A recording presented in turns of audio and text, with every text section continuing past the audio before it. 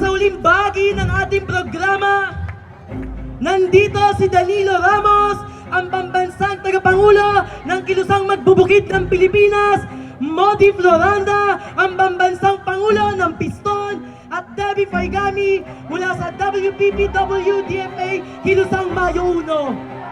Imperialismo! Alam po natin mga kasama, katatapos lamang ng halos isang linggo na pagkilos ng mga driver at operator laban sa bugos at tuwan ng modernization program. Ang sinasabi nila ay gusto raw nilang ayusin ang muda ng ating public transport. Pero ang tanong, bakit tinatanggalan ng kabuhayan ang mga driver at mga operator at ang ating mga lokal na manggagawa ng transportasyon dito sa ating bansa?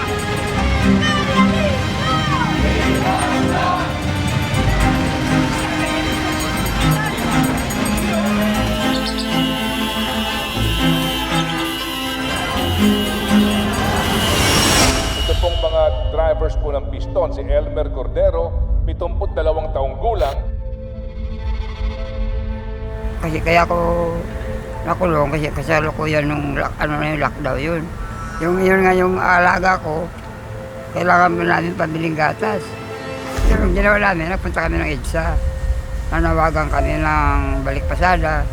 Kasi nung ng huli, napatapos na kami. Pero malapit na sana kami, yung kasama ko, pabili na namin ng tinapay, kakain na kami at saka tapos na kami. Tama-tama, dumaan yung mga pulis. Mga jeepney driver po na nagpo-protesta nga po at nananawagan din po ng tulong kasi nga wala silang makain. Ay, pinapasok ako, umiiyak. Napaiyak ako talaga. Sabi ko, sir, ikutas mo lang ako dito sa puno ng kahoy. Kasi baka maano ako, mga COVID yung ano, na yun ang ano namin, ang sabi siyang tulong yung pala, tulong. Kaya yun, pakasakit sa amin. Ang pinaplano ko sa ngayon, pagka talagang wala na magagawa, wala na marigit, hindi naman ako pwede masukan sa iba na ano. Uuwi na lang kami doon sa probinsya ng asawa ko. Kaya talaga.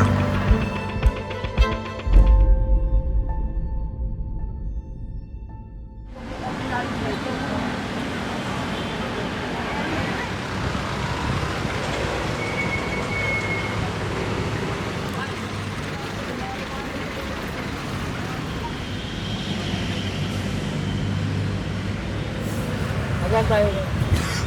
Ano ba ang natin muna? Dito yung mga terminal dyan.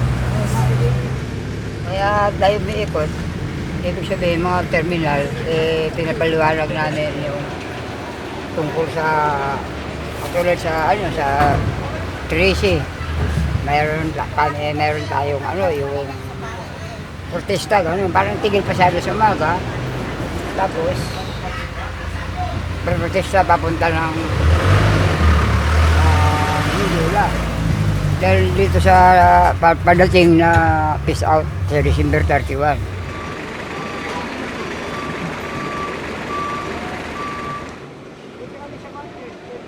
So sa usapan namin, ang lakad natin lahat sa El Barbe. Ibabalan na natin yung mga sasakyan hanggat hindi pa pinipirma ni Guardias yung hindi kami alis. Si Jamaica Murawigi, sabi sa amin niya, kami rin pa din niya. Yung problema, mula talaga, hindi ako nagkanak. Kaya yung bata na yan, maliit pa yan, 8 buwan pa lang doon sa amin yan. Saan kaya pupunta?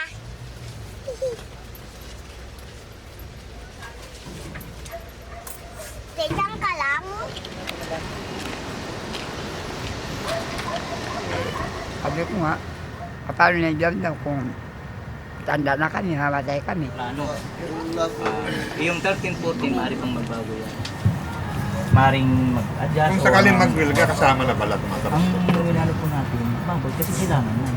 Ibig sabihin, Opo. baka mo naman manibilan sa kapiston lang yung iba. Kailangan makaisan na. Kasi kumbaga sa Ito rin. Ito rin final. Oo. Ito lang naman kami mga hindi man tinututulan yung motor station na yan. Kaya masyadong mahal. Eh kung ito nga lang mga individual, mga jeep ngayon. Pag masiraan ng battery, halos wala na pambili, yung pamilyonis. Saan kukunin yan? Pamatay yung mga apo ko, hindi ko babayaran yan. May plano tayo ring pag-uusapan para hanggang di pa dumarating yung deadline ng December 31, magpaplano na talaga tayo ng matinding plano para mapagtagumpayan natin na mapatigil yung sinasabing deadline ng December 31.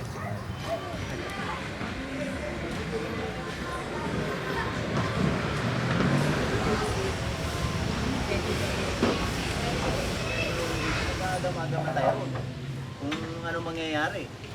Dadaan sa Supreme Court. Palagay mo, di-issue na ng February, March yun. Patayin na yung pangkabuhayan natin.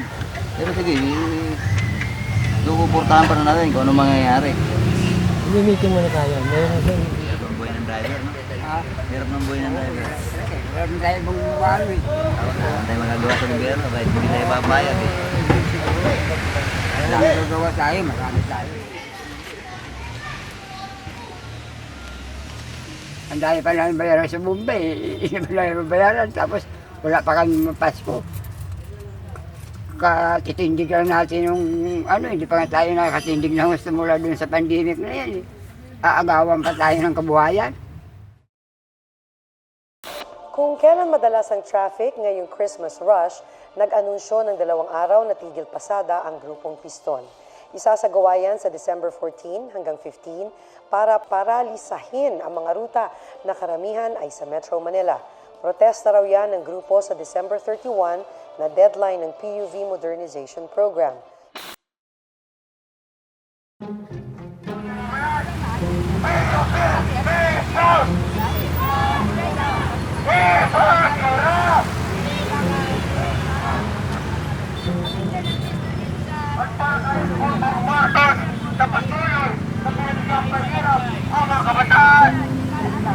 At dito po kami, upang ipaglaban lang namin yung makatakda sa alin ng Deadline December 31, pinakalitin po pasada.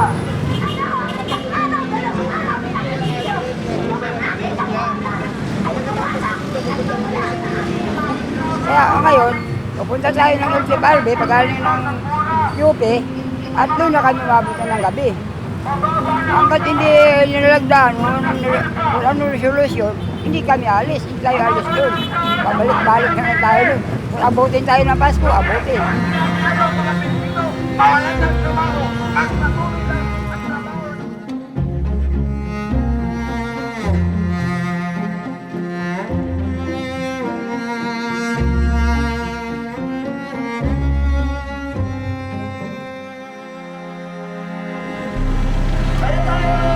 Nandito para ipaharap sa ating chairman ng CFP na mali ang kanilang ginagawa, mali ang kanilang panukala na tayo papasukan sa isang konsolidasyon na inilulubog lang ang ating kabuhayan.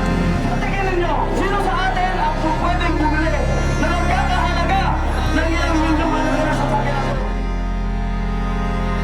Ito yung panahon Ito yung panahon na dapat tayo magkaisa, dapat tayong manindigan dahil ang nakasalalay dito ay kabuhayan ng mga driver at operator. Tayo ay lagi tayo nakahanda sa mga tuloy-tuloy na mga pagkilos. Hindi tayo matatapos bukas, hindi tayo matatapos sa susunod na araw, kundi tayo ay maghahanda ng mas malawak, mas malakas na mas malaking pagkilos.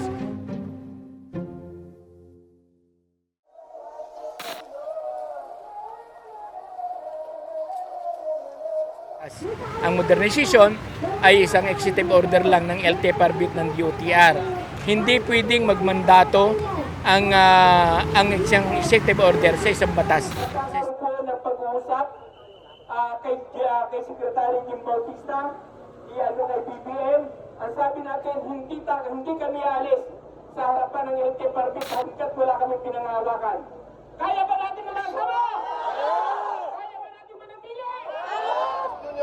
Lumabas na ang Memorandum Circular 2023-051 na ang nagsasabing ang aming mga prangkisa na mga hindi nag-consolidate ay i-revoke na pagdating ng January 1. Handa na ba tayo mga kasama? Handa na ba tayo tumungo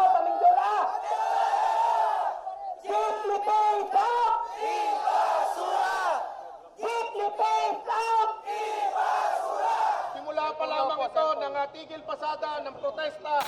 Sa susunod na linggo, ang Piston at Manibela ay magtutuloy-tuloy sa tigil pasada 1 linggo hanggang magpasko o hanggang matapos na itong taon. May mga laban pa tayo sa legal. Pwede tayo magsampa ng kaso sa Korte Suprema. Ipinapakita ng mga driver at operator ang kanilang determinado na manindigan. Nagsasakripisyo, lumalahok sa uwelga, kahit pa ilang araw yan. Kumisan Manibela, kumisan Piston, kayo po pinatunayan, nagsanib na ang pwersa ng mamamayan. Kasama ang iba't ibang sektor na maninindigan at sasanib sa atin upang ipagtanggol ang ating kabuhayan.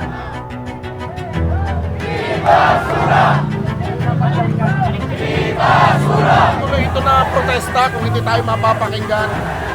Umaasa pa rin tayo na bago matapos itong taon ay bawiin ng Pangulo yung kanyang pronouncement.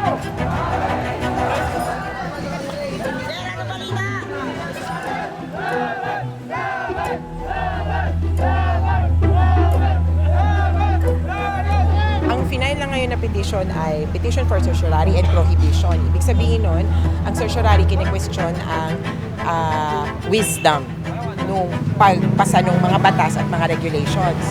Yun yung final at nanghihingi ng TRO para itigil yung revocation ng franchise sa December 31. Para malinaw lang, hindi din namin masabi na ang kine-question dito ay yung buong TUV modernization program. So, siguro naman, sana naman, kumalaw ang Korte Suprema kahit i-araw man lang bago mag-December 31. Sa bagong memorandum circular ng LTFRB, papayagan silang pumasada sa mga rutang walang nagpa-consolidate o mababa sa 60% ng mga kailangang sasakyan ang consolidated. Ng linggo, naghain sila ng extremely urgent motion para sa issuance ng temporary restraining order o writ of prohibition para pigilan ang consolidation deadline na nakatakda sa bisperas ng bagong taon.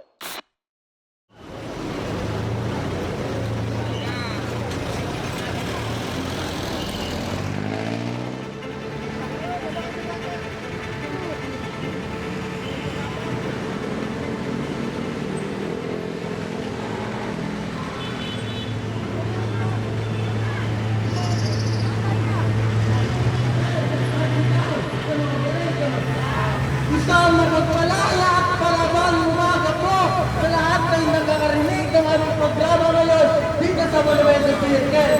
Sa lahat po ng mga kababayan po, ngayong araw po ay ang huling huelga, ang huling laban po ng Piston, Manibela at mga super, operator at commuter ng mga tumbayan tutol sa December 31 deadline for franchise consolidation.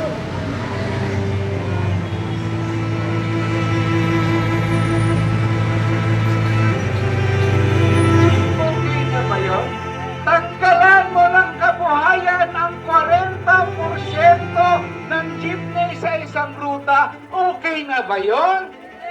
Okay na ba yun? Mawalan ng masakyan ang mga pasahero sa rutang yan ng 40%. Ngayon nga, 100% pa ang maraming ruta. Mahirapan na sumakay ng jeep, lalo pag rush hour. Bawasan mo yan ng 40%, di lalong nagkandara pa ang mga mananakay.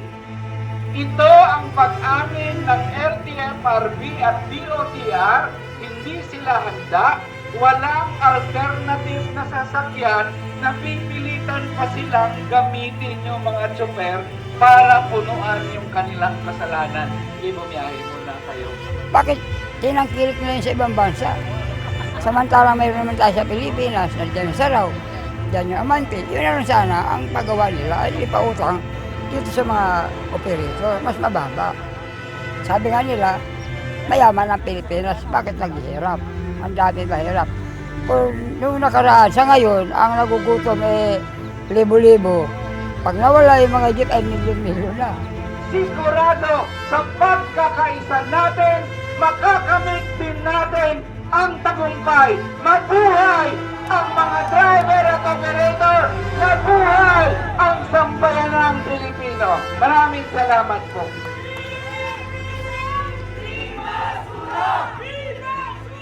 Pagaling natin, tutulak tayo ng Pilcam, Rotunda. Mga 12:30, gagaling tayo ng mga 12:30 na Welcome Rotunda, papunta na ng Malacanang.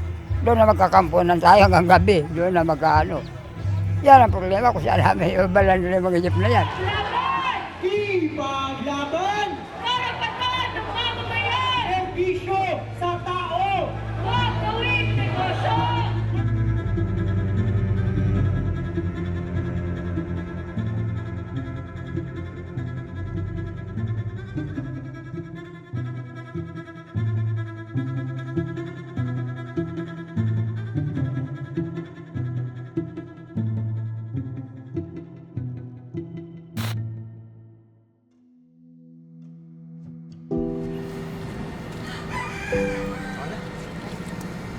Doon ako nakulong sa pagmamaniho, sasama ako sa mga laban. Siguro may posibilidad na mananalo tayo. Kaya panawagan ko sa lahat mga driver, operator, mga computer, manggagawa, mga kabataan, tuloy lang ang laban natin. Hanggang talagang maawa din sa atin ang Pangulo.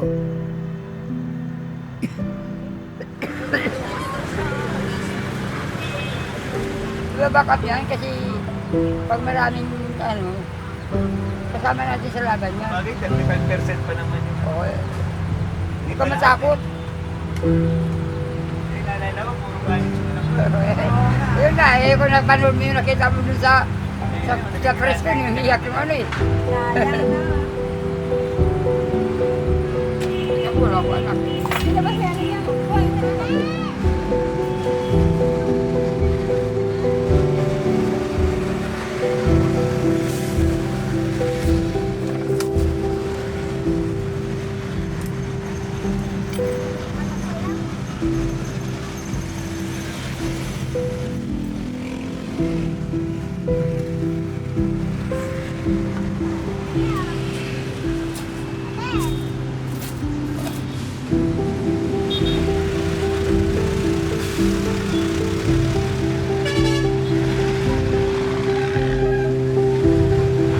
Anong bibili mo kay tatay?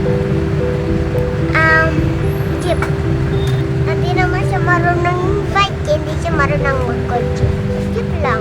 Isa lang. Magkano yun? 150,000 million thousand. Yeah. Oo. Pag pinili mo yung jeep, kahit mahal, pipiliin ko yung mahal. Wala na akong pabili ng cellphone. Pero sa totoo, marami na ako talagang ramdaman. Sabi na, marami yun. Pero kaya ko pa. Sabi ko, hindi mo na ako magpa-opera kasi mayroong darating na alin ba unahin mo, sarili mo, rally. Hindi ako nagpunta. Naya ako doon sa doktor.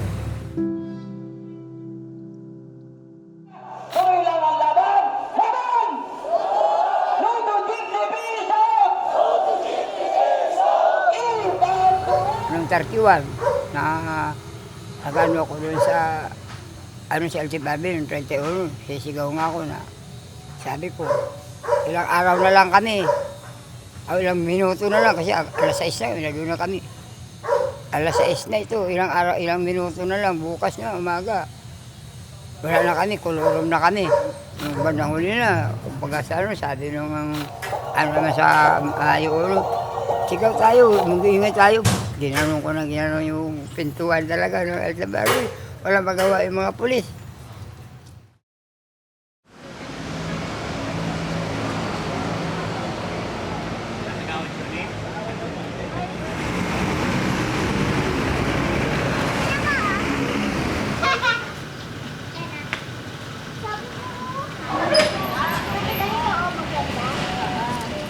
Pinayagan pa rin po kayo makabiyahe kahit tapos na yung deadline? Oo hindi pa, yung sa yung tuloy-tuloy pa, hindi pa tapos. Ngayon nga sana sa kami.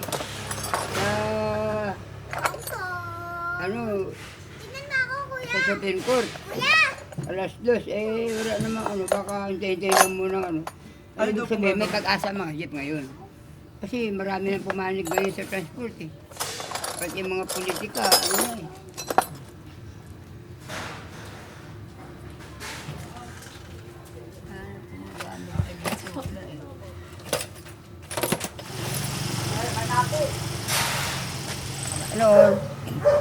parang ayaw ko mamatay. Sabi ko, mahirap pala. Mag-isip ako.